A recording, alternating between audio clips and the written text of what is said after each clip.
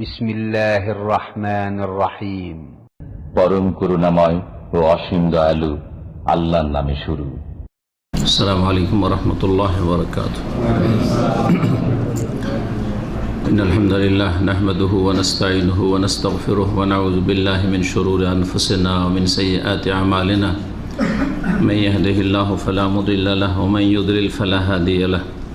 ওয়া আশহাদু আল লা ইলাহা ইল্লাল্লাহু ওয়াহদাহু লা শারীকা লাহু ওয়া আশহাদু আন্না মুহাম্মাদান আবদুহু ওয়া রাসূলুহু। সাল্লাল্লাহু তাআলা আলাইহি ওয়া আলা আলিহি ওয়া সাহবিহি ওয়া সাল্লামা তাসলিমান কাসীরা।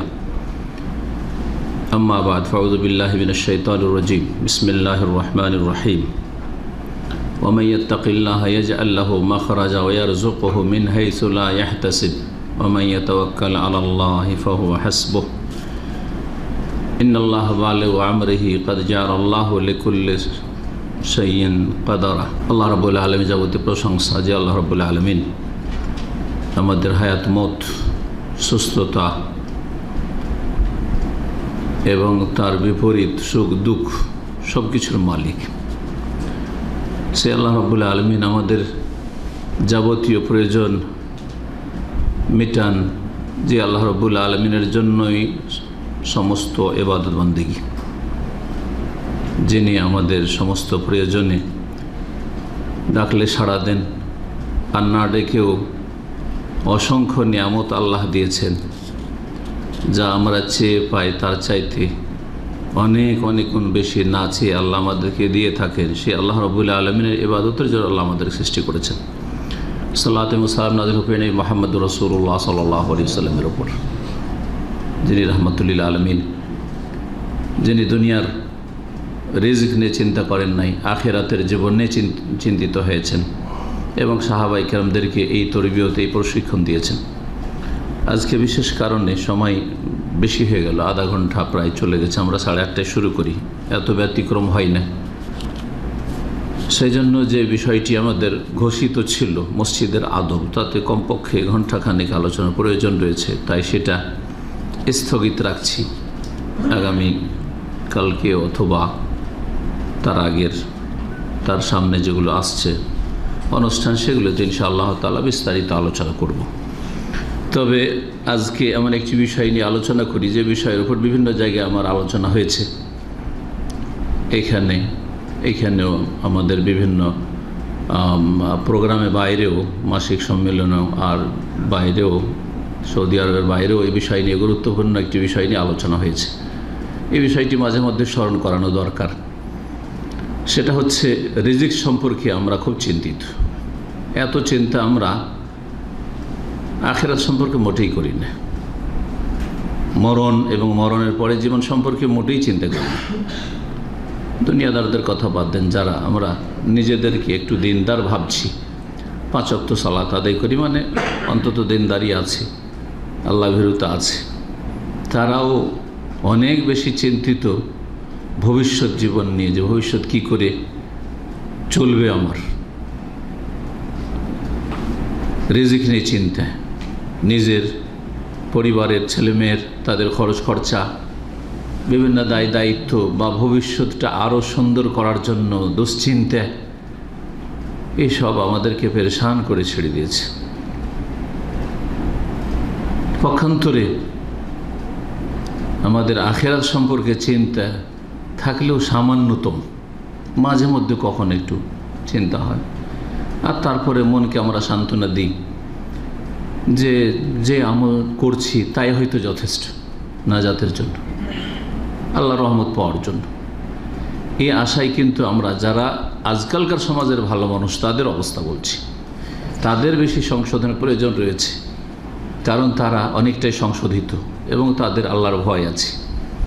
কিন্তু আপনি চিন্তা করেন যে আখিরাত আর দুনিয়া, আপনার কাছে দুনিয়াটা তাহলে প্রাধান্য পেয়েছে, অগ্রাধিকার পেয়েছে 1 নম্বরে। দুনিয়া নিয়ে যত চিন্তিত, আখিরাত নিয়ে কেন চিন্তা নেই? তার মানে আখিরাতটা আপনার দ্বিতীয় চিন্তার বিষয়, যদি চিন্তায় আসে তাহলে। কিন্তু অধিকাংশ লোকের সেটাও চিন্তা নেই। রিজক সুন্দর করার, দুনিয়ার উপজীবিকা রোজেরি সুন্দর করার দুটো রাস্তা রয়েছে। একটা হচ্ছে পার্থিব উপায়, আর একটা হচ্ছে দ্বীনি উপায়। পার্থিব উপায় উপকরণ বুঝছেন, দুনিয়ার যে সব উপায় উপকরণ রয়েছে, মাধ্যম রয়েছে রুজি রোজগারের, সেগুলি যে যেটাতে ভালো পারেন সেটা। এই বিষয়টির আলোচনা প্রয়োজন নয়, কারণ এটা আপনারা অনেক বেশি বুঝছেন আমরা চাইতে। যে যে সাবজেক্ট বেশি বুঝে সেটা সেই সম্পর্কে যথেষ্ট বুঝে। আর দুনিয়া সম্পর্কে সাধারণ জনগণ এবং যারা দুনিয়ার শিক্ষায় শিক্ষিত তারা অনেক বেশি বুঝে। ইয়ালামুনা যাহিরাম মিনাল হায়াতিদ দুনিয়া, আল্লাহ বলছেন সূরা রুমের একটি আয়াত। দুনিয়ার বাহ্যিক বিষয়গুলি তারা যথেষ্ট জানে। ওহুম আনিল আখিরাতে হুম গাফিলুন, অথচ তারা পরকাল সম্পর্কে উদাসীন, গাফিল, কোনো চিন্তা নেই। রুজি নিয়ে চিন্তা, এই রুজির চিন্তা দূর করার আরেকটি উপায় সেটা হচ্ছে দ্বীনি উপায়, ইসলামিক উপায়, যার মাধ্যমে আপনার রিজিক সহজে পৌঁছবে। রিজিক সম্পর্কে আপনি মানসিক দিক থেকে পেরেশান থাকবেন না, অশান্তিতে থাকবেন না, শান্তির জীবন আপনি পাবেন, আর তার সাথে সাথে রুজি চলে আসবে। এর বেশ কিছু উপায় রয়েছে, সংক্ষেপে সেই উপায়গুলি বলি কোরআন কারীমের আলোকে। প্রথম হচ্ছে ঈমান বিল্লাহ, আল্লাহর প্রতি ঈমান, আল্লাহর প্রতি বিশ্বাস। মুমিন মানুষের সবচেয়ে বড় শান্তি তার ঈমান যদি যথাযথ থাকে। যেমন ঈমানের দাবি, এটা হচ্ছে ঈমান, আমরা ঈমানদার, আমরা বিশ্বাসী। এটা হচ্ছে ঈমানের একটা দাবি আছে, বিশ্বাসের একটা দাবি আছে। যা কিছু বিশ্বাস করি তার একটা দাবি আছে, যেটা অবশ্যই বাস্তবে পরিণত হইতে হবে। তো যদি সত্যি আল্লাহ রাব্বুল আলামিনের প্রতি ঈমান থাকে, তার সত্তার ওপর, তার গুণাবলীর ওপর, তার রুবুবিয়তের ওপর, তার উলুহিয়াত ইবাদত বন্দেগীর ওপর, তিনি যে সর্বশক্তিমান, তিনি যে রাজ্জাক, এবং তিনি কেমনভাবে কাকে রিজিক দেবেন মানুষের কল্পনার বাইরে। আমাদের নিজের জীবনে এমনভাবে রিজিক এসেছে, হয়তো আপনার কল্পনাতে ছিল না যে আমি এই ময়দানে যেতে পারি, এভাবে রিজিক আমার কাছে আসতে পারে। তো এগুলো থেকে অন্তত বোঝা যায় পার্থিব জীবনে যে রিজিক একমাত্র কার হাতে? জি হ্যাঁ, আল্লাহর হাতে। ইন্নাল্লাহু রাজ্জাকু যুল কুওয়াতিল মাতিন। আল্লাহর প্রতি ঈমানের মাধ্যমে রিজিক সুন্দর হয়, রিজিকে বরকত হয়, রিজিক বৃদ্ধি হয়, রিজিক স্থায়ী হয়। কোরআন কারীমের সূরা আরাফের আয়াত নম্বর 96 আল্লাহ রাব্বুল ইরশাদ করেছেন, ওয়ালাউ আন্না আহলাল কুরা আমানু ওয়াত্তাকাউ লাফাতাহনা আলাইহিম বারাকাতিম মিনাস সামাই ওয়াল আরদ। মানুষরা যদি, আহলুল কুরা মানে জনপদের অধিবাসীরা, এই ভূপৃষ্ঠে দুনিয়ায় যারা বসবাস করে, মুমিন হোক, মুসলিম হোক আর অমুসলিম হোক, সকলকে আল্লাহ বলছেন এরাই হচ্ছে জনপদের অধিবাসী। জনপদের অধিবাসীরা যদি ঈমান নিয়ে আসতো, বিশ্বাসী হইতো, এক নম্বর উপায়। ওয়াত্তাকাও, আর আল্লাহ ভীরু হইতো, তাকওয়া অর্জন করতে পারত। লাফাতাহনা আলাইহিম বারাকাতিম মিনাস সামাই, তাহলে তাদের জন্য আকাশের বরকত সমূহ খুলে দিতাম। আকাশের বরকতের যে দরজা রয়েছে সেগুলি আল্লাহ কি করতেন? খুলে দিতেন, উন্মুক্ত করে দিতেন। আল্লাহর বরকত আকাশ থেকে নামতেই থাকতো, যদি ঈমান থাকে আর তাকওয়া থাকে। তো ঈমান কাজের ঈমান হইতে হবে, যেই ঈমান দুনিয়ার কোনো শক্তি কেড়ে নিতে পারে না, যেই ঈমান আপনাকে কখনো বিভ্রান্তিতে যেতে দেবে না, যেই বিশ্বাস আপনাকে সব সময় এর ওপর অটল রাখবে যে আমি একজন মুমিন মুসলিম, সুতরাং আমার কাছে এসে শয়তান কি করে সুযোগ পেতে পারে। ওয়ালাকিন কাযযাবু, কিন্তু জনপদের মানুষের বা অধিবাসীর স্বভাব হচ্ছে মিথ্যা মনে করা। সরাসরি মিথ্যা মনে করে যারা কাফের বেদিন, আর না হলে আসলে বাস্তবে কিছু নেই, নামে মাত্র ঈমান। ফাআখাযনাহুম বিমা কানু ইয়াকসিবুন, সুতরাং তাদের কৃতকর্মের কারণে, তাদের অপকর্মের কারণে, তাদের পাপাচারের কারণে তাদেরকে আমি পকড়াও করি। সুতরাং রিজিক আল্লাহ টান দেন, কারণ রিজিক যখন আল্লাহ কেড়ে নেন, রিজিককে সংকুচিত করেন, বা রিজিক আসে না, আসলেও সেটা টিকে না, বিভিন্নভাবে রিজিক হাতে আসছে না, হাতে আসলে রাখতে পারছেন না। এটা কেন হয়? বিমা কানু ইয়াকসিবুন, আল্লাহর এই পকড়াও হয় মানুষের কৃতকর্মের কারণে। সুতরাং ঈমান হচ্ছে প্রথম চিকিৎসা, ঈমানকে সুন্দর করতে হবে। দ্বিতীয় উপায় এই আয়াতে পেলাম, আর সূরা তালাকের আরেকটি আয়াত রয়েছে, জি, যে আয়াতে আল্লাহ রাব্বুল আলামিন ইরশাদ করেছেন আয়াত নম্বর 2 এবং 3-এ, ওমাইয়াত্তাকিল্লাহ ইয়াজআল লাহু মাখরাজা, যে আল্লাহকে ভয় করবে, যে তাকওয়া অর্জন করবে, আল্লাহ ভীরুতা অর্জন করবে, যেই তাকওয়া অর্জন হয় সিয়াম রোজা রাখলে। আজকে আশুরার অধিকাংশ ভাই রোজা রেখেছেন, আপনার এই রোজা দিয়ে আপনার জীবনে তাকওয়া নেমে আসছে কি না এটা দেখার বিষয়। নাকি এই রোজাও রাখলেন আবার রোজার অবস্থাতে পাপ করলেন, অথবা খুব বেশি তো রোজার অবস্থায় তো বেশ কিছু পাপ থেকে বেঁচে থাকলে, কিন্তু এই রাতে আবার ওই পাপ, সে চোখের হোক, হাতের হোক, পায়ের হোক, যার হোক না কেন। আজকাল চোখের পাপ, ইন্টারনেটের জগতে চোখের পাপ, বহু রকমের পাপ রয়েছে, নির্জনে পাপ। একসময় টিভি দেখলে মানুষ জেনে নিত যে কে কি দেখছে না দেখছে, এখন আর জানার উপায় নেই। আপনার মোবাইল আপনার পকেটে, আপনি আপনার রুমে, হ্যাঁ, সবাই ভাবছে শুয়ে গেছেন, কিন্তু আপনি সারা রাত কী যে দেখছেন আর কী যে শুনছেন আল্লাহ ভালো জানছেন, আল্লাহ ছাড়া কেউ জানছে না। জি, যে রবের সামনে হাজির হয়ে জবাব দিতে হবে। এই তাকওয়া সিয়ামের মাধ্যমে, তাকওয়া হজের মাধ্যমে হাসিল হয়, তাকওয়া সালাত নামাজের মাধ্যমে হাসিল হয়। নামাজি মানুষ, মুসল্লি মানুষ হজ করছেন, উমরা করছেন, সিয়াম রোজা রাখছেন, এর মাধ্যমে তাকওয়া আসলে হচ্ছে কিনা, গুনাহ কমে আসছে কিনা, নেকি বাড়ছে কিনা, এ হচ্ছে তাকওয়া। তাকওয়ার লক্ষণ আছে, আপনার মধ্যে তাকওয়া আছে, এর লক্ষণ আপনার জীবনে প্রতিফলিত হইতে হবে। যে আল্লাহকে ভয় করবে তার জন্য মাখরাজ, আল্লাহ রাস্তা অবশ্যই বের করবে, রুজির রাস্তা বের করবেন, হ্যাঁ, ছেলে মেয়েদের প্রতিপালন রাস্তা বের করবেন, যেসব দুনিয়ার প্রয়োজন রয়েছে সেই প্রয়োজনগুলো মেটানোর ব্যবস্থা আল্লাহ রাস্তা বের করবেন, আল্লাহ বের করবেন। ওয়ারযুকুহু মিন হাইসু লা ইয়াহতাসিব, এবং তাকে রুজি দেবেন এমন এমন ক্ষেত্র থেকে, এমন এমন মাধ্যম দিয়ে যে সে কল্পনা করতে পারে না, তার কল্পনার বাইরেই ছিল যে আমি এখানে যেতে পারতাম বা এই কাজ। যারা ব্যবসা বাণিজ্য আছেন, আপনার কি কল্পনায় ছিল যে ব্যবসায় যাবেন? যারা শিক্ষিত হয়েছেন, আপনার কি কল্পনা ছিল ছোটোকালে যে আমি এরকম শিক্ষিত হব? যারা এই প্রবাসে বিদেশে এসেছেন, আপনাদের কি কল্পনা ছিল যে কোনো দিন ছাত্র জীবনে বা সাবালক হওয়ার পরেও যে আমি বিদেশে যাব আর এইরকম রিয়ালের মালিক হব, টাকা পয়সার মালিক হব? কোথা থেকে যে আল্লাহ রিজিক দিয়েছে কল্পনার বাইরে, সে আপনারা হন আর আমি হই। কারো এরকম কল্পনা ছিল না যে আমি এখন যেই মানুষ সে মানুষ হইতাম। জি,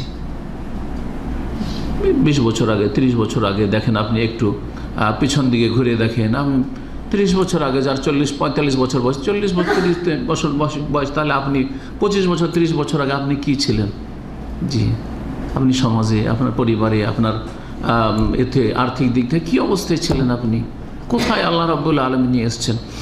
তো তাকওয়া অর্জন করতে হবে। আল্লাহ রাব্বুল যেন আমাদেরকে তাকওয়া অর্জনে তৌফিক দান করেন। 3 নম্বর যে বিষয়টি, সেটা হচ্ছে রুজিতে বরকত নিয়ে আসার জন্য ইস্তিগফার করা।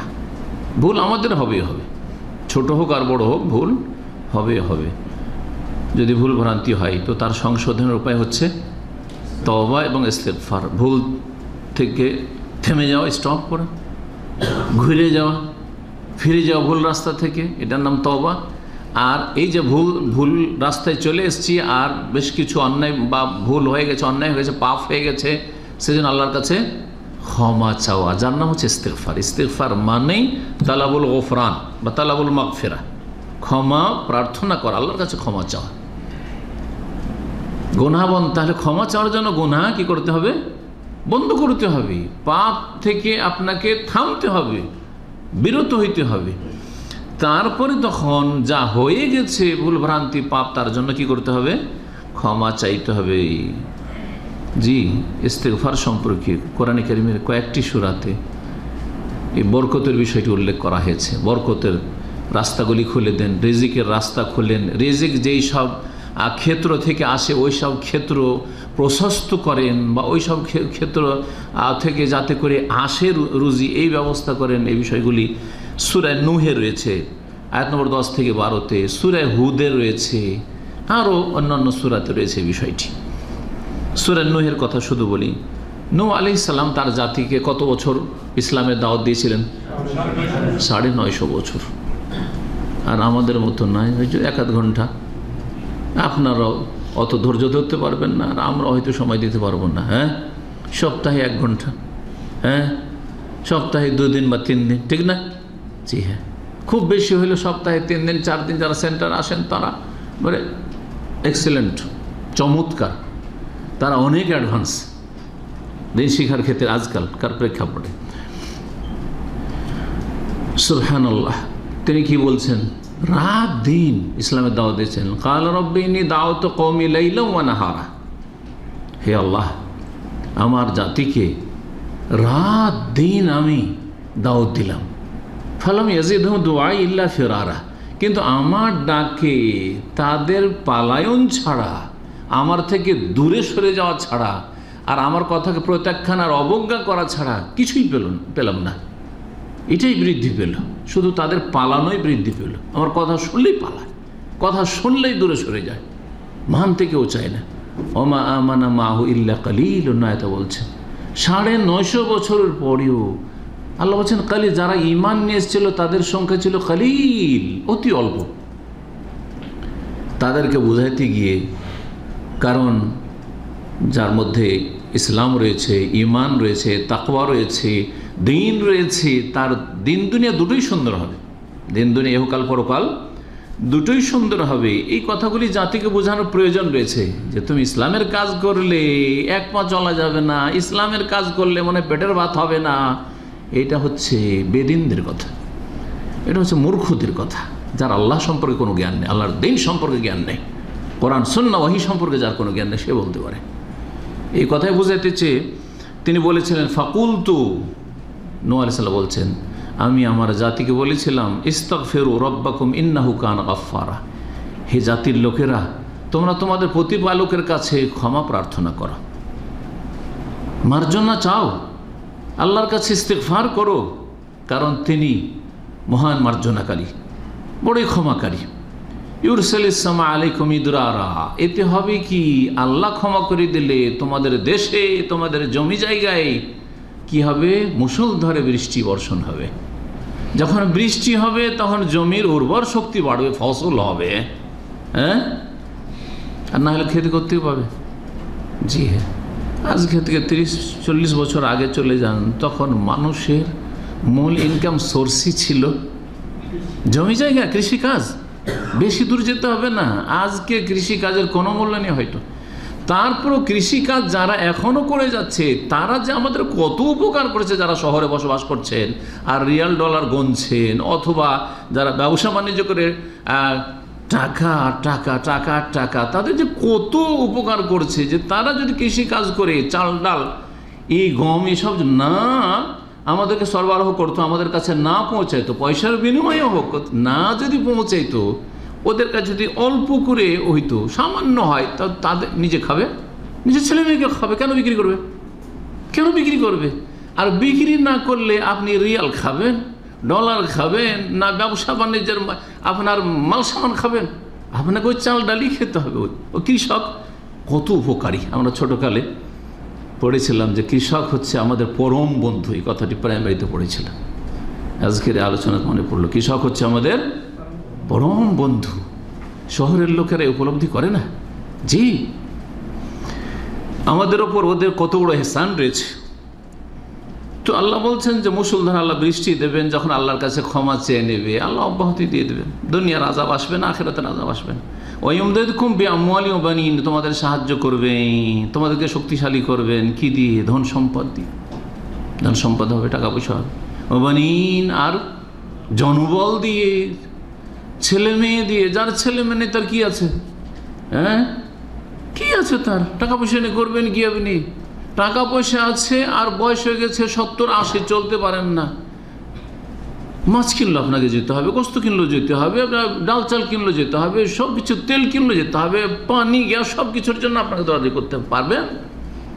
পরের ছেলে দিয়ে কাজ চলবে, সে আন্তরিকতা মোটেই থাকবে না। কত যে মানসিক কষ্ট আর শারীরিক কষ্ট পেতে হয় যাদের ছেলে মেয়ে নেই তাদের। আর ছেলে মেয়ে থাকলেও কাজের মতো ছেলে মেয়ে নেই, সৎ ছেলে মেয়ে নেই। এই জন্যই ইসলামের ছেলে মেয়ের কথা বলা হয়নি, আওয়ালাদিন সালিহিন ইয়াদুল্লাহ, নেক সন্তান কথা বলা হয়েছে। নেক সন্তান হলে দোয়াও করবে মরে গেলে। আর নেক সন্তান হইলে বাপকে বার্ধক্যে কখনো বাজারে যেতে দেবে না যে বাজার করে আসুক আর খাক, বসে রাখবে বাপ মাকে আর খাওয়াবে, ঠিক না? তাহলে নেক সন্তান হইতে হবে। নেক সন্তান হইলে ইহকাল পরকাল উভয় কালে ফায়দা রয়েছে, মরে গেলেও ফায়দা রয়েছে আর বেঁচে থাকলেও ফায়দা রয়েছে। আর সবাইকে এই বার্ধক্যে যেতে হবে, একদিন সবাইকে বুড়া হইতে হবে, সেই বালক তাকেও বুড়া হইতে হবে। সুতরাং নেক সন্তান তৈরি করার চেষ্টা করুন, আল্লাহ যেন তৌফিক দান করেন। এটা কখন হবে? যখন আল্লাহ আমাদেরকে ক্ষমা করে দেবেন, তখন আমাদের জমি জায়গাতে ফসল আসবে, হাতে টাকা পয়সা আসবে, জনবল থাকবে। সুতরাং বার্ধক্যে আপনার বৃদ্ধাশ্রমে যেতে হবে না, আর অসৎ সন্তান হবে না। ওই যে আল্লাহ কুমা জান্নাত, ওই যে আল্লাহ কুমান হারা, ফলমূলের প্রয়োজন, সেজন্য আল্লাহ তোমাদেরকে বাগান দেবেন, তোমাদের জন্য নদী নালায় পানির ব্যবস্থা করে দেবেন, নহর প্রবাহিত করবেন। জি, এক সময় ছিল। বাংলাদেশের জনসংখ্যা বেশি কেন? বরং বাংলার জমিন বললে চলে। জি, বাংলাদেশ, পশ্চিমবঙ্গ, আসাম, এগুলোতে গোটা ভারতবর্ষের মধ্যে সবচেয়ে বেশি ঘন জনবসতি।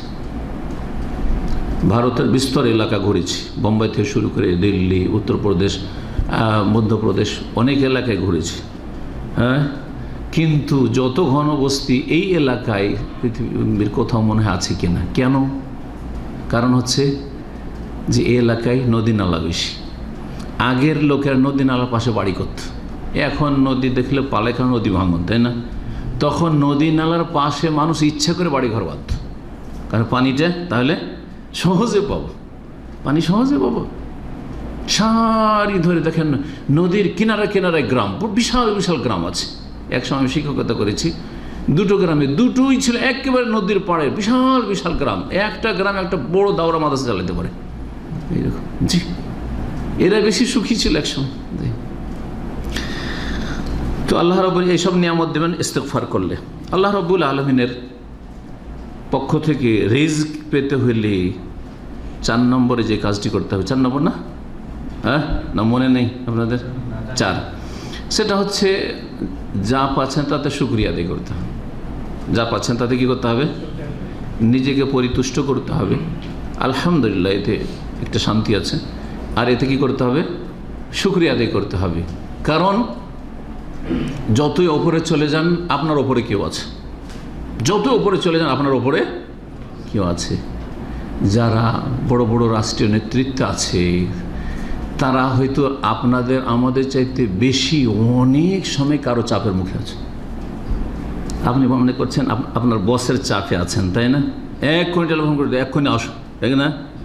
আপনার ফোরম্যান সুপারভাইজারের চাপ, আপনার ওই রুমমেটের পক্ষ থেকে জ্বালা যন্ত্রণা আছেন, আপনার এই জ্বালা যন্ত্রণা সামান্য, করছে অনেক বেশি জ্বালা যন্ত্রণা অনেকে আছে যাকে অনেক বড় মনে করছেন।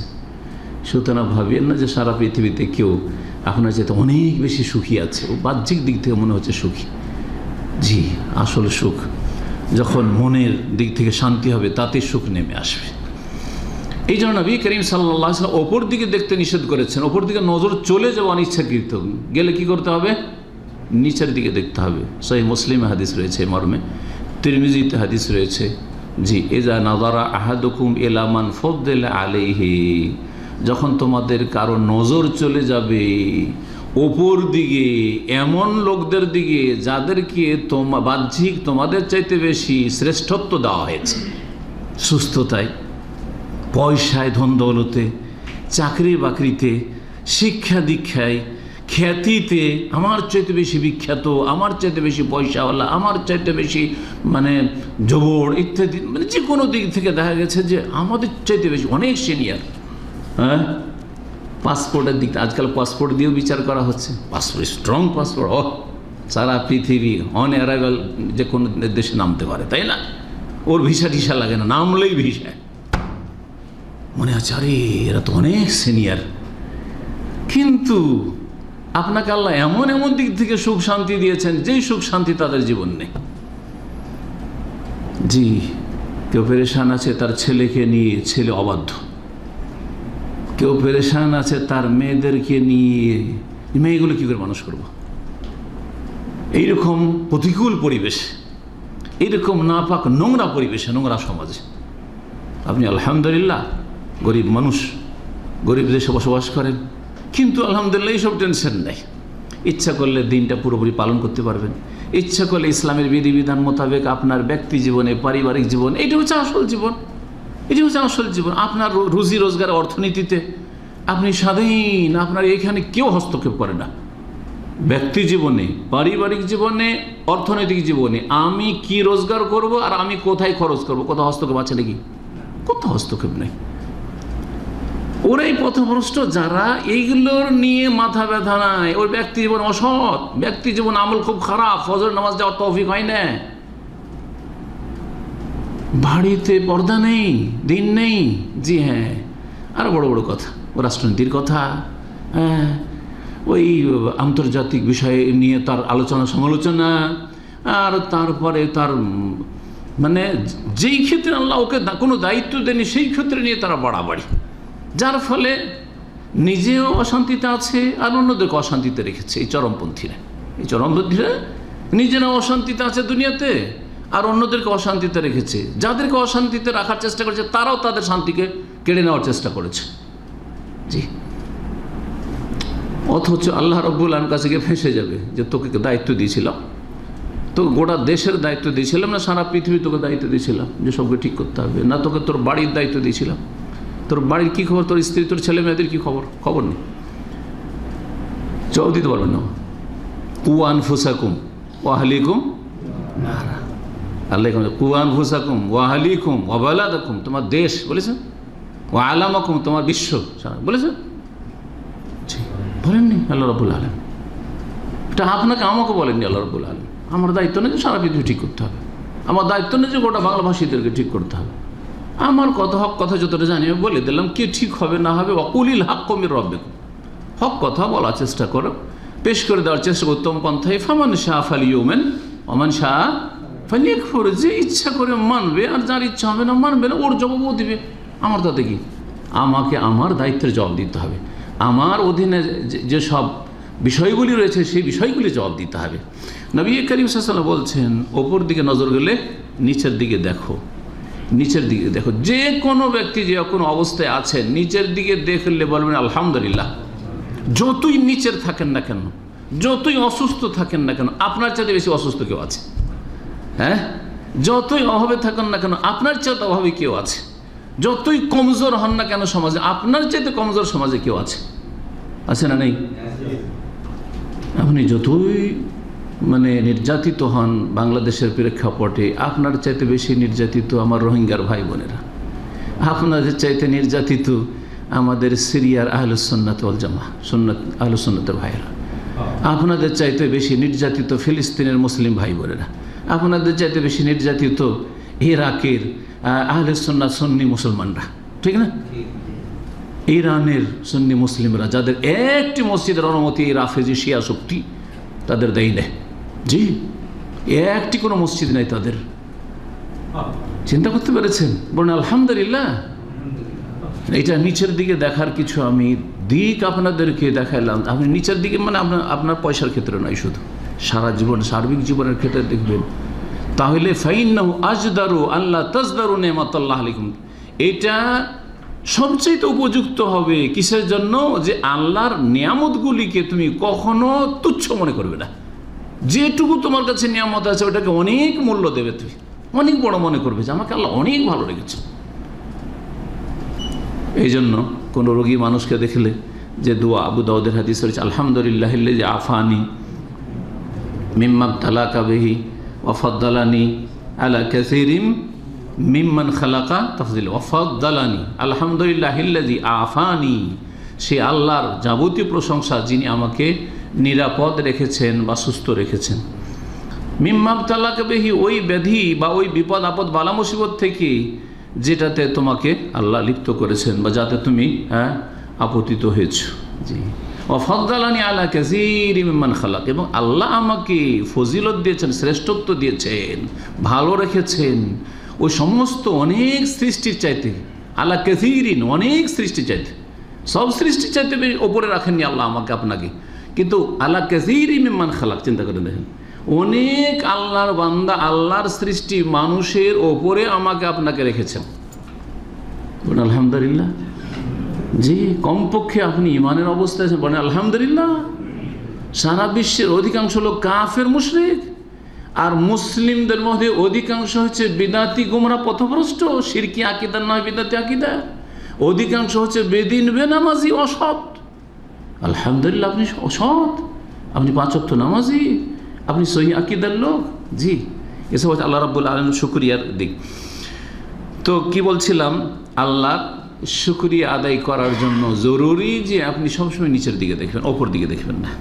ওপর দিকে নজর চলে গেলে সাথে সাথে ফিরিয়ে নেবেন আর নিচের দিকে দেখবেন। সূরা ইব্রাহিমের আয়াত নম্বর 7 আল্লাহ ইরশাদ করেছেন, ওয়া তাআযানা রাব্বুকুম লা ইন শাকারতুম লা আযীদান্নাকুম ওয়া লা ইন কাফারতুম ইন্না আযাবি লাশাদীদ। আল্লাহ বলছেন যে হে মানুষ, তোমাদের প্রতিপালক ঘোষণা করেছেন তাআযানা রাব্বুকুম লা ইন শাকারতুম, যে তোমরা যদি শুকরিয়া আদায় করো, লা আযীদান্নাকুম, অবশ্যই অবশ্যই তোমাদের সবগুলি নিয়ামত বৃদ্ধি করে দেব। তাগিদের সাথে আল্লাহ বলছে অবশ্যই অবশ্যই বৃদ্ধি করে দেব। আল্লাহর কথা, তারপর আবার তাগিদ অকাট্যকে শক্ত করে বলা। ওয়ালা ইন কাফারতুম, আর যদি অকৃতজ্ঞ হও, নাশুকরি করো, অকৃতজ্ঞ মূল্যায়ন করেন না। এত সুস্থ, না না না না, এই সুস্থতাতে পাপ করছেন, বা এই সুস্থতার কোনো মূল্য নেই আপনার কাছে। আপনি যে সুস্থ আছেন, আপনি শুধু পয়সার দিকে তাকাচ্ছেন। মানসিক শান্তিতে আছেন, এই যে নিয়ামত আল্লাহ দিয়েছেন, কোনো টেনশন নেই। আপনি মানুষের শুধু আপনার চাইতে কে বড়, আপনার চাইতে কার কাছে বেশি পয়সা আছে, আপনার চাইতে বেশি কে সুখী মনে হচ্ছে, ওর দিকে শুধু তাকাচ্ছেন, সবসময় বড় হওয়ার চিন্তা। কিন্তু এইসব নিয়ামতগুলি যে আপনার কাছে আছে, এগুলির শুকরিয়া আদায় করছেন না। যে শুকরিয়া আদায় করার বিভিন্ন দিকগুলি রয়েছে, অন্তর থেকে, কাজের মাধ্যমে, কথার মাধ্যমে, আমলের মাধ্যমে, পাপ থেকে বাঁচার মাধ্যমে, এবং আল্লাহর নিয়ামতগুলিকে পাপে না লাগিয়ে নেকির কাজে লাগাবার মাধ্যমে। সমস্ত নিয়ামতকে কোন কাজে লাগাইতে হবে? নেকির কাজে। যে আল্লাহ তোমার দেওয়া জিনিস তোমার কাজে লাগিয়েছি, জবাব দেওয়া সহজ হয়ে যাবে নিয়ামতের। কিন্তু আল্লাহর দানগুলিকে যখন গুনহার কাজে লাগাবেন, তো জবাব দেওয়া মুশকিল হয়ে যাবে।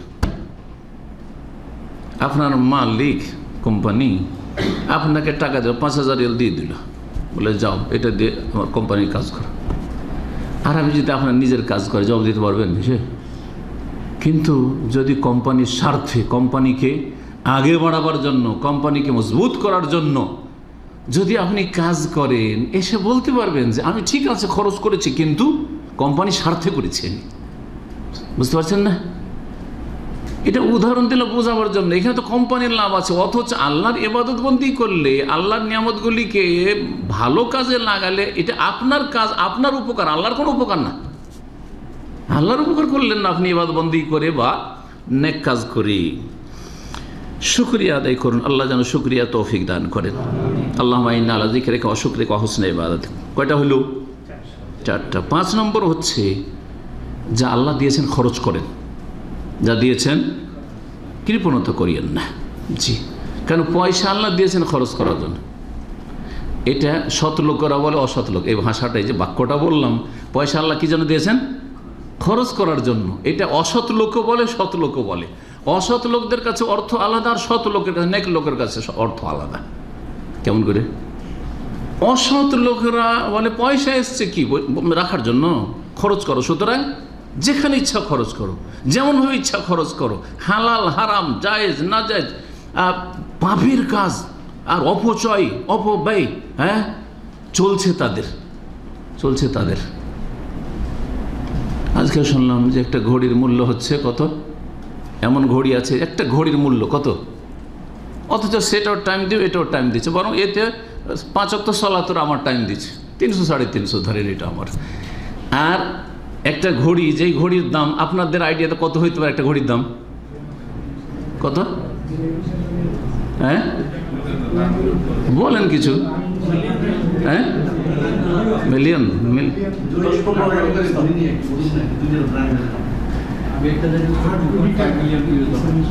আল্লাহ তো অনেক বেশি। এটাই যেটা কম শুনেছি সেরকমটাই বলি। সেটা হচ্ছে 5 লাখ রিয়াল। একটা ঘড়ির দাম হচ্ছে 5 লক্ষ রিয়াল, সেটাও হাতে। আর ওই ঘড়িগুলি দেখেছি আমি, অন্তত 10-15 হাজার রিয়াল ঘড়িগুলো অনেকের হাতে দেখেছি যারা শখ করে ব্যবহার করে। তো দেখেছি যে দেখতে এর চাইতে ভালো না, খারাপ দেখতে এমন কিছু না, কথা বুঝতে পেরেছেন? তো ওরা যারা এইরকম অপচয় করে এবং শয়তানের ভয় হয়, তারাও বলে যে টাকা আল্লাহ কি জন্য দিয়েছেন? যদি আল্লাহ নামটা নেই মুসলিমরা, মুসলিম হয়ে তো কি বলে? আল্লাহ দিয়েছেন খরচ করার জন্য, কিন্তু এইরকম খরচ করার জন্য না।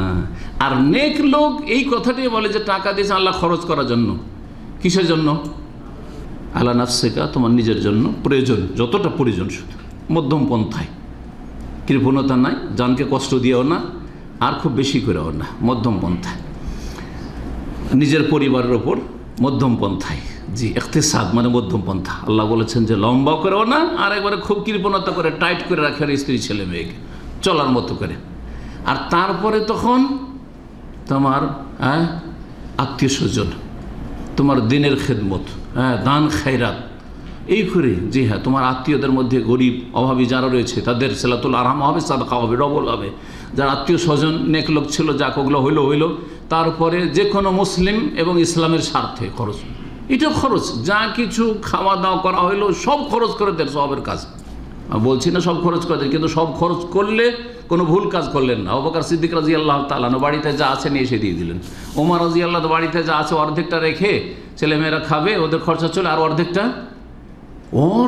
চিন্তা করেন, আপনাদের যাদের বেতন 3000 যদি বলা হয় 1500 দেন, তারা আসবেন না ইসলামের খেদমতে।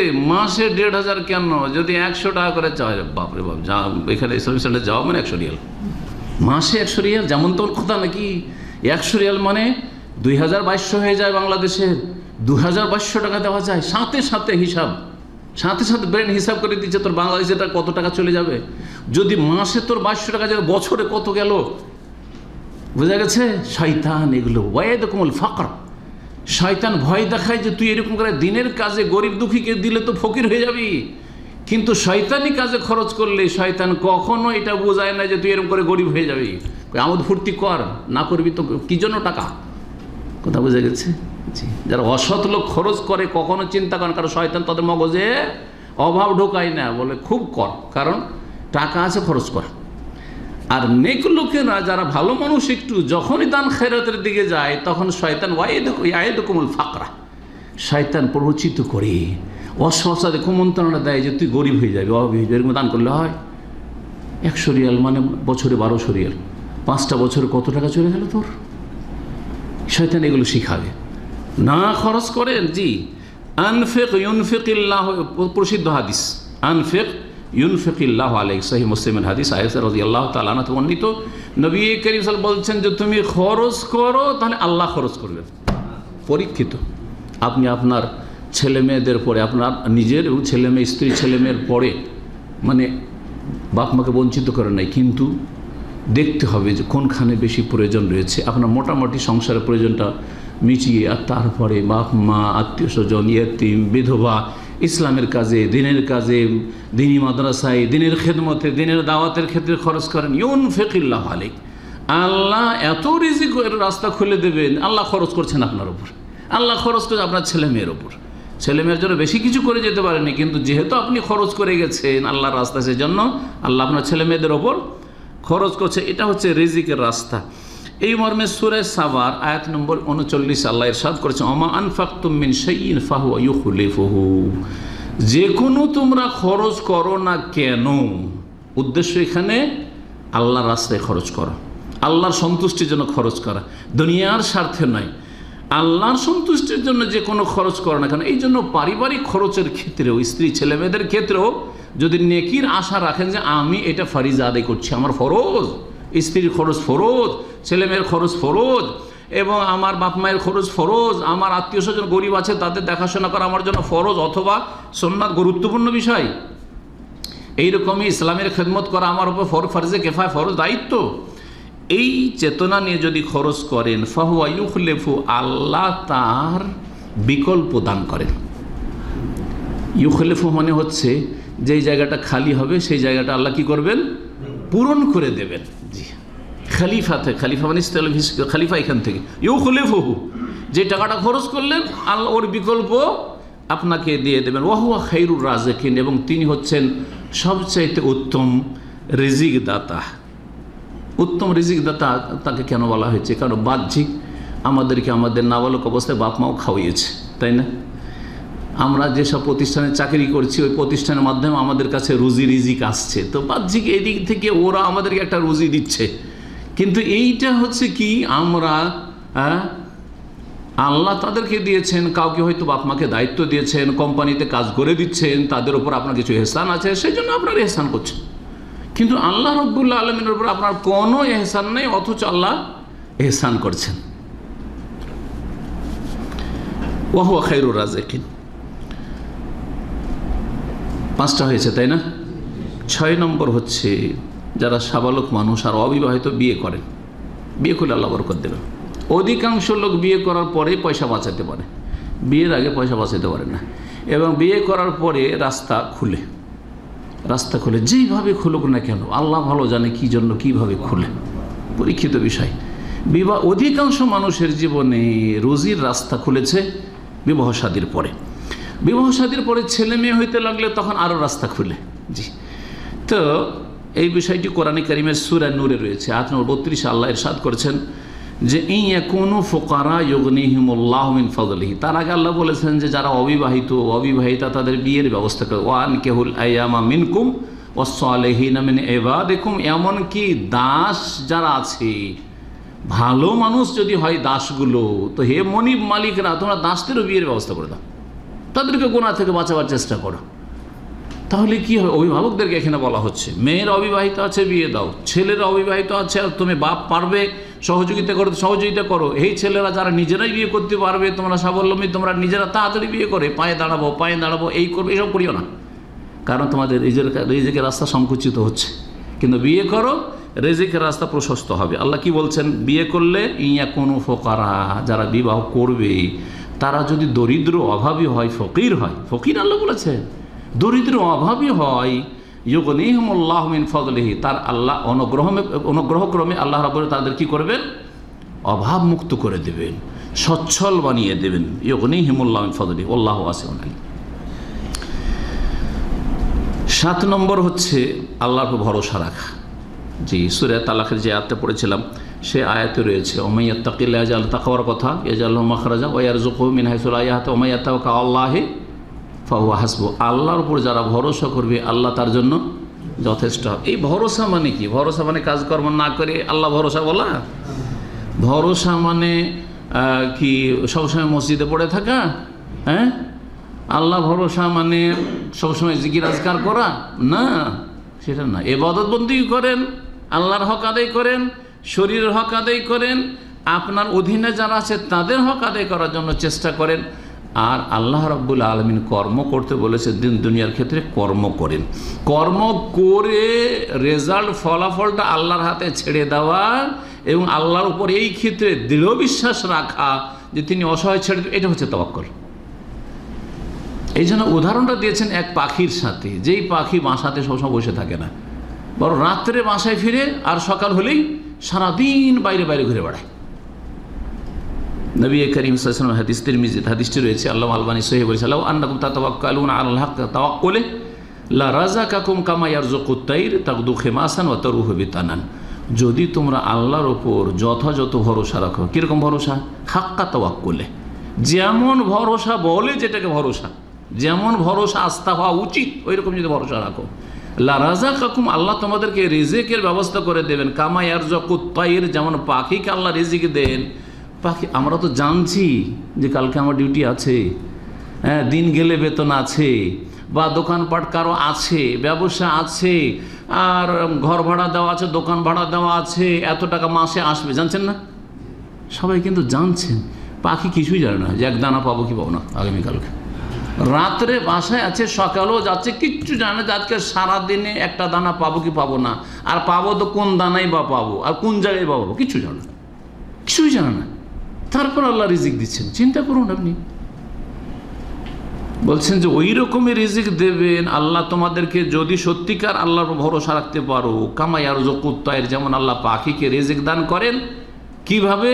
পাখি দিন রাত সব সময় বাসায় বসে থাকে না, জি, তাকদু খেমাসান, সকালবেলা খালি পেটে বাসা থেকে এদিক সেদিক চলে যায়।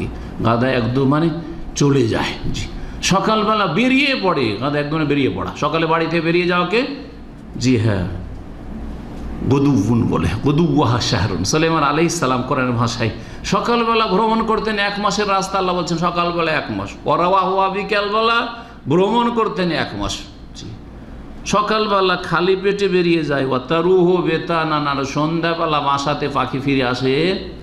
বাতন মানে পেট, আর বেতানান মানে পেট ভর্তি করে, পেট ভর্তি করে। দেখেছেন মোরগ বা মুরগির, হ্যাঁ, তারপর হাঁসের দানা ভরাটা এখানে টিপে দেখেছেন, সন্ধ্যাবেলা দেখেন গজ গজ করছে, সকালবেলা দেখেন কিছুই নেই, সব নেমে গেছে, হজমে নেমে গেছে, কিছুই নেই। জি, তো আল্লাহ রিজিক যদি পাখিকে দিতে পারেন তো মানুষ কত বুদ্ধিমান, তাদেরকে রিজিক দেবেন না? কিন্তু আল্লাহর উপর ভরসা রাখতে হবে। শেষ যেটা, সেটা হচ্ছে কত নম্বর? 8 নম্বর হবে। সেটা হচ্ছে আত্মীয়দের সাথে সুসম্পর্ক রাখা। আত্মীয়দের সাথে সম্পর্ক জড়াবার চেষ্টা করা, ভাঙার চেষ্টা করবেন না, বা না ভেঙে যাচ্ছে জাগা না, জড়াবার চেষ্টা করবেন, ভাঙার চেষ্টা করবেন না। অথবা ভাঙতে যাচ্ছে, ভাঙুক, তাতে কি হল, ও আমার সাথে না চললে ওর সাথে আমার চলার দরকার কি, এইরকম মন মানসিকতা রাখবেন না। যথাসাধ্য আত্মীয়দের সাথে সুসম্পর্ক রাখবেন। আর সবচেয়ে ঘনিষ্ঠ আত্মীয় হচ্ছে স্ত্রী, ছেলে মেয়ের পরে বাপ মা। দায়িত্বের দিক থেকে বলছি, কারণ বাপ মায়ের হয়তো ব্যক্তি মালিকানায় কিছু ধন সম্পদ আছে, এই জন্য বলছি। বাপ মায়ের মর্যাদা স্ত্রী ছেলে মেয়ের চেয়ে অনেক বেশি, আল্লাহর পরে আল্লাহ মর্যাদা দিয়েছেন। কিন্তু কোন দিক থেকে বলছি, যে বাপ মায়ের ব্যক্তিগত মালিকানায় অনেক ধন সম্পদ থাকতে পারে, তারা সেটা দিয়েই চলবে। যদি তাদের না থাকে, অভাব থাকে, তখন আপনার ওপর ফরজ হবে, ঠিক না?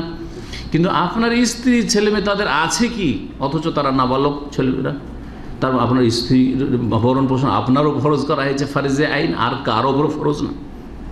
আপনার বাপ মায়ের ক্ষেত্রে 5টা ভাই সবাই মিলে হয়তো ফরজ, ঠিক না?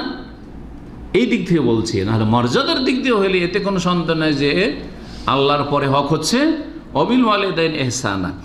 তো আত্মীয় স্বজনদের মধ্যে ঘনিষ্ঠ আত্মীয় বলবো স্ত্রী। দেখেন, স্ত্রীর সাথে স্ত্রীর ভরণ পোষণের দায়িত্ব নেওয়া বা ছেলে মেয়েদের ভরণ পোষণের দায়িত্ব নেওয়া দুনিয়ার স্বার্থে অনেকে নেই। এখানে দিনই স্বার্থ না থাকে, একেবারে জিরো দিনই স্বার্থ, তারপরও দায়িত্ব নেই, না, কারণ স্ত্রীর সাথে স্বার্থ জড়িত রয়েছে, সম্ভোগ, ঠিক না? বেনিফিটের আপনি লাভবান হচ্ছেন। জি, তাবাদুলুল মানাফি ফিকার ভাষা বলা হয়েছে, যে সে আপনার থেকে উপকৃত, আপনি তার থেকে উপকৃত। আপনি বিনা টেনশনে বাইরে রোজগার করে আসছেন, বাড়িতে এসে খাবার দাবার সব রেডি, আর মানসিক শারীরিক শান্তির জন্য যেসব সোর্স লাগে, যেসব উপকরণ লাগে, বাড়িতে রেডি আছে, ঠিক না? জি হ্যাঁ। ছেলে মেয়েদের ক্ষেত্রে ভবিষ্যৎ একটা টার্গেট আছে, ছেলে মেয়েগুলোকে মানুষ করে দিই, তাহলে আমার কাজে আসবে, দুনিয়ার স্বার্থ আছে। বাপ মা বুড়ো হয়েছে, তাদের সাথে আর স্বার্থ নেই। এখন এই খেজুর চুষে চুষে এখন শুকনো আটির মতো হইতে চলেছে। দেখছেন যে এখন এই খেজুরে আর মিষ্টি নেই, স্বাদ নেই। জি হ্যাঁ, এখন পরীক্ষার পালা। সুতরাং এই ক্ষেত্রে মনে রাখবেন, সেলাতুল আরহাম, আত্মীয়দের সাথে সুসম্পর্কের ক্ষেত্রে বাপ মায়ের কথা প্রথম রাখতে হবে। বাপ মায়ের সাথে সম্পর্ক যাতে ভালো থাকে। তারা যদি খারাপ ব্যবহার করে, আপনি ভালো ব্যবহার করবেন। তারা যদি কষ্ট দেয়, আপনি কষ্ট দেবেন না, আপনার যেন জায়েজ করেন না সেটা। তারা যদি জুলম করে, আপনি অবিচার করবেন না। জি, তারা যদি বাড়াবাড়ি করে, আপনি বাড়াবাড়ি করবেন না। জি, আপনাকে চুপ হয়ে যেতে হবে। এটাই দিন ইসলাম শিখায়। আখেরাতে জবাব দিতে হবে বাপ মাকে, জালেম বাপ মাকে, কিন্তু দুনিয়াতে আপনার প্রতিশোধ দেওয়ার অধিকার নেই বাপ মার কাছ থেকে। সেলাতুল আরহাম করলে, আত্মীয় স্বজনদের সাথে সুসম্পর্ক রাখলে, বাপ মা, তারপরে ভাই বোন। আজকাল বোনদের সাথে মানুষ সম্পর্ক রাখতে চায় না, কারণ দুনিয়ার গরজ তেমন নেই হয়তো। খালা ফুফুর সাথে সম্পর্ক রাখতে চায় না, কারণ অসহায় দুর্বল, তাদের সাথে আর কোনো লাভ, দুনিয়ার লাভ জড়িত নেই। জি হ্যাঁ, রুজির রাস্তাকে সংকুচিত করে দিয়েছে। নবী করিম সাল্লাল্লাহু আলাইহি সাল্লামের হাদিস সহিহ বুখারীতে রয়েছে, মান সাররাহু আইয়ুবসাতা লাহু ফি রিজকিহি। কেউ যদি পছন্দ করে যে তার রিজিককে প্রশস্ত করা হোক, আল্লাহ রিজিক কি করুক? রিজিকের রাস্তা প্রশস্ত করুক, রিজিকের দ্বারকে আল্লাহ উন্মুক্ত করুক, আও ইউনসা লাহু ফি আসারিহি, অথবা তার আয়ু বৃদ্ধি করা হোক, বয়স বাড়ানো হোক, আয়ু বাড়ানো হয়, বয়স বৃদ্ধি পায়, সেটা বাহ্যিক ক্ষেত্রে হয়ে যেতে পারে, আবার আভ্যন্তরীণ দিক থেকে হতে পারে। মানে অল্প বয়সে অনেক উন্নতি করলেন, এটা হচ্ছে আভ্যন্তরীণ বয়স বেড়ে যাওয়া। আর বাহ্যিক বয়স বেড়ে যাওয়া শর্ত সাপেক্ষ, যে এই মুসলিম যদি বাপ মায়ের সাথে ভালো আচরণ করে, ভাই বেরাদর, আত্মীয় স্বজন, খালাফুফুর সাথে আত্মীয় স্বজন, বংশধার যারা আছে তাদের সাথে ভালো সম্পর্ক রাখে, তাহলে এর আয়ু হচ্ছে সাপোজ 80 বছর বা 100 বছর। আর যদি সে পাপে লিপ্ত হয়, অন্যায় করে, বাপ মার সাথে দুর্ব্যবহার করে, তাহলে এর বয়স হচ্ছে 60 বছর বা 50 বছর। জি, সুস্থ থাকবে না, সে অসুস্থ থাকবে, বালা মুসিবত আসতে তো হয় না। বালা মুসিবত অনেক সময় চোখে দেখতে পাই, যে জুলুম করেছিল বাপ মায়ের ওপর, আল্লাহ এমন বালা মুসিবতে ফাঁসিয়েছে, ডাক্তারের কাছে টাকা ঢেলে উদ্ধার হতে পারছে না, টাকা ঢালতে আছে, সুস্থ হচ্ছে না। বাপের এক ছেলে আমি চিনি, বাপের এক ছেলে, বহু কিছু আছে, কিন্তু আমার চোখের সামনে মানে স্পষ্ট এই ঘটনা এখনও বেঁচে আছে। বাপের এক ছেলে, বড়ই শিক্ষিত, অনেক টাকার মালিক, বাপকে মাকে একা রেখেছে, খাবার দাবার দেয়নি, নিচের তলায় থাকে, পুরো বৃদ্ধা হয়ে গেছে সেই মহিলা, পাক শাক করতে পারে না, পাক শাক করে তার বউ, তার স্ত্রী দেবে না, জুদা করে রেখেছে আলাদা করে, পাক শাক করতে পারলে খায়, না হলে খায় না, এরকমই থাকে, খোঁজ খবর নেয় না খুব বেশি। তো ওই যখন বাড়িতে ঢুকে তখন একবার খোঁজ খবর কেমন আছে দেখিয়ে দিন, ব্যাস, এটা অনেক বেশি তার।